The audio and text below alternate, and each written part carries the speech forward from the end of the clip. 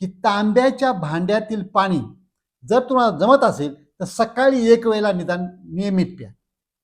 हे जर पाणी पिलं तर त्याच्यामुळं पोट साफ व्हायला मदत होते.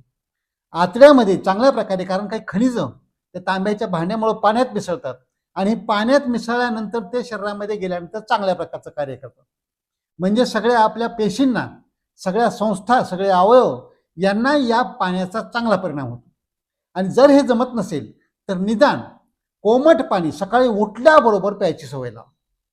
एक 2.5-3 ग्लास एवढं पाणी उठल्याबरोबर ब्रश लावण्याच्या आधी प्यायची सवय लावा. हे उठलं की पहिलं काम ते करायचं. म्हणजे त्याच्यामध्ये वाटलं तर थोडं कोमट पाणी करून त्याच्यामध्ये थोडंसं लिंबू पिळा, त्याच्यामध्ये एखादा चमचा मध टाका. यानं काय होईल की लिंबामधले जे अँटीऑक्सिडंट, ज्याला आपण व्हिटॅमिन सी म्हणतो, हे खूप जास्त प्रमाणात असतं त्याच्यामध्ये, तर ते शरीराला मिळेल. आणि मधामध्ये काय असतं, खनिज